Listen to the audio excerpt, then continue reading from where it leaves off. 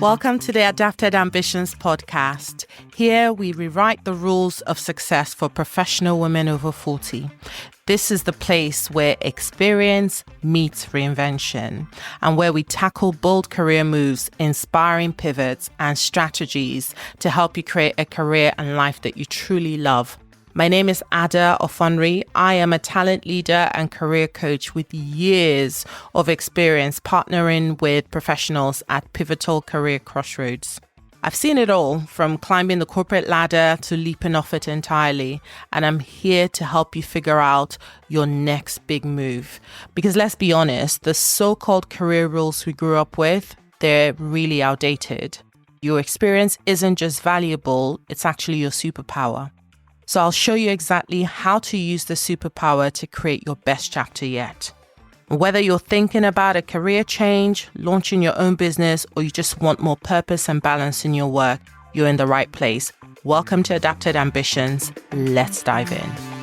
In today's episode, we're going to be discussing burnout, how to break free from burnout and reignite your career and life after exhaustion. Have you ever closed your laptop at the end of the day and thought, if one more person sends me an email marked urgent, I'm going to chuck my computer out of the window? If so, then welcome to the Burnout Club, a club that nobody wants to be part of. But increasingly, I see so much around people feeling really burnt out. So this isn't just about the I need a holiday kind of rest. This is about a deep exhaustion that makes you question whether your career is even worth it. The good news about this is that you're not alone, right? Burnout seems to be something that's impacting a lot of people, and it's a signal that you need to do things differently.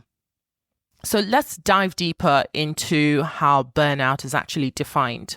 Although it isn't something that is necessarily medically recognized, a lot of people understand it to be deep emotional, physical, and mental exhaustion caused by prolonged stress. Burnout also occurs when people are feeling quite detached from their work. When you feel that your efforts really don't matter. And some of the symptoms can include fatigue, a lack of motivation, extreme irritability, and sometimes people have physical symptoms like headaches and insomnia. Let's look at some stats around burnout. So Mental Health UK's burnout reports in 2024, based on a YouGov poll of just over 2,000 adults, found that 91% of UK adults had experienced high or extreme levels of pressure or stress in the last year, leading to 1 in 5 workers in the UK needing to take time off in that period. And in the US, a Gallup report found that nearly 76% of workers experience burnout at least some of the time. So it's a global epidemic, and it's one that we all need to tackle together. In addition to speaking about burnout more generally, let's speak about job burnout. This is the kind of stress that is specifically linked to your work. And because, as I said earlier, burnout is not necessarily a medical diagnosis, there are many experts who believe that burnout is rooted in depression. But in actual fact, there are a lot of experts who believe that burnout and depression are two very different things, and so they require very different approaches. So let's talk a little bit more about some of the specific symptoms of job burnout. So not feeling valued at work, and not feeling that your work is of any value, feeling removed from the work you do, and feeling removed from your colleagues.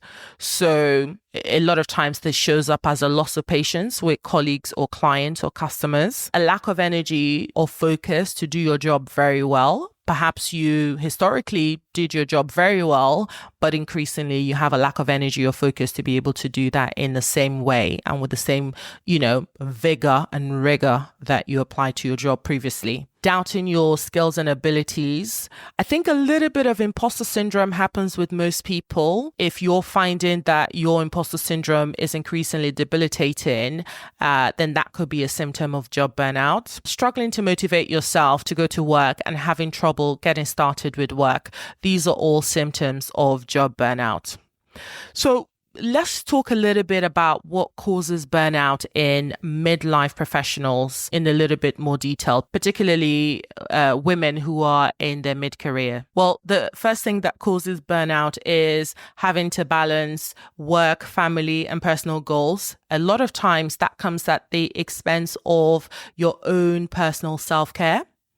The other thing that can cause burnout in mid-career women include workplace challenges, so underrepresentation and the sort of stress that comes with being a minority, typically being the lone voice and having a perspective that might be frequently different to those around you, being overlooked for promotions or feeling stuck in roles that lack purpose. Another reason for burnout within this group of people is the success trap. So that is when you stay in a career that, no longer serves you, no longer aligns with your values, no longer supports your lifestyle, but because you've achieved success for a prolonged period or you're accustomed to the standard of living that career affords you, you stay on. I've worked with loads of professionals at career crossroads, and I've really seen burnout hit people the hardest when they stop prioritizing themselves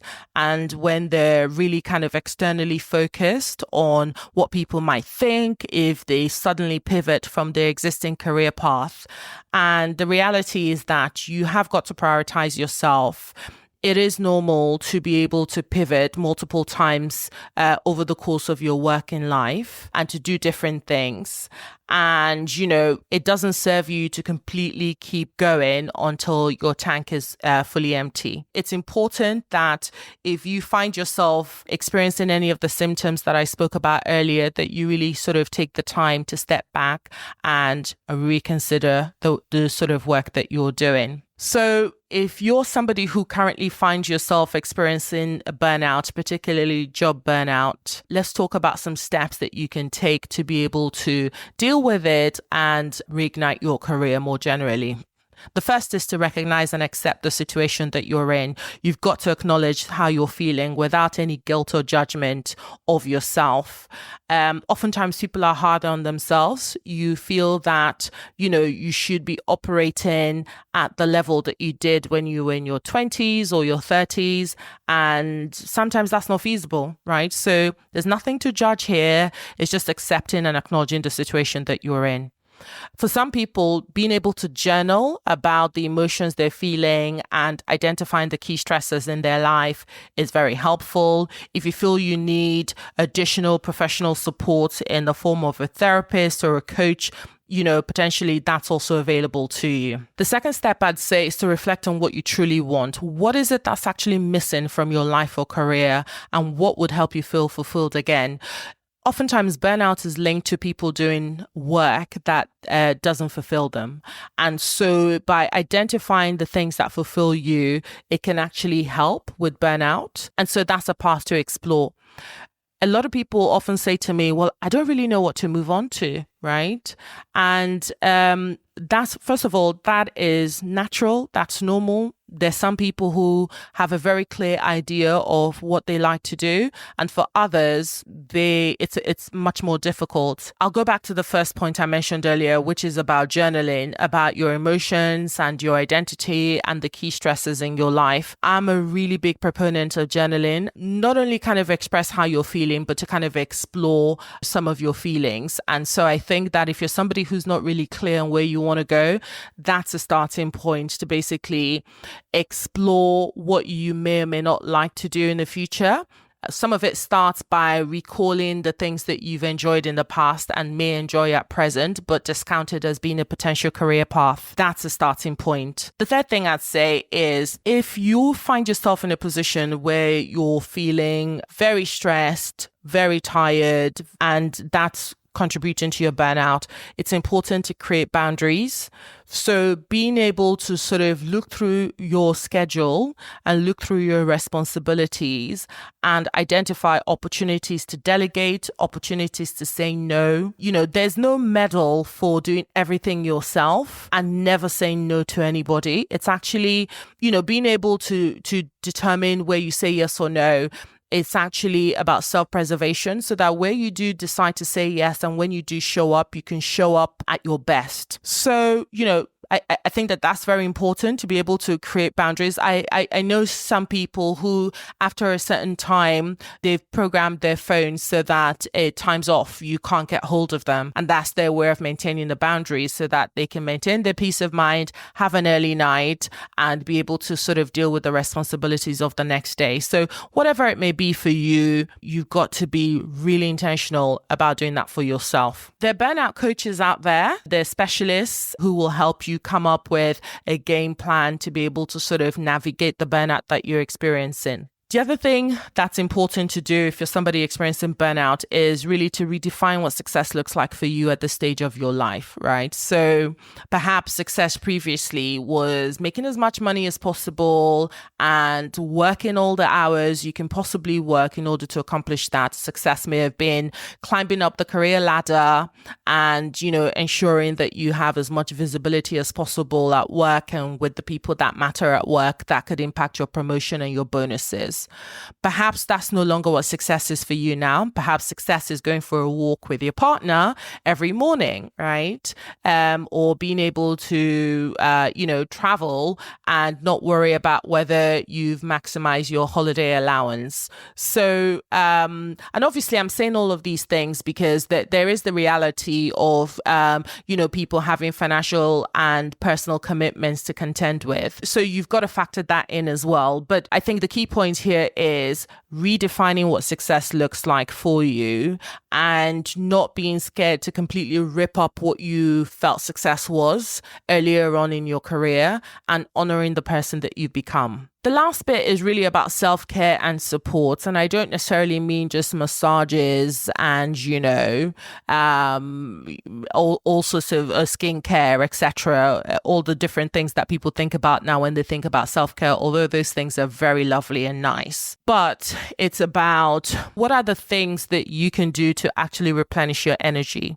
What are the things you do? What are the things you can do that give you energy rather than drain you? And I mean that in terms of the work that you do, but also the activities that you do outside of work, your exercise, hobbies, etc.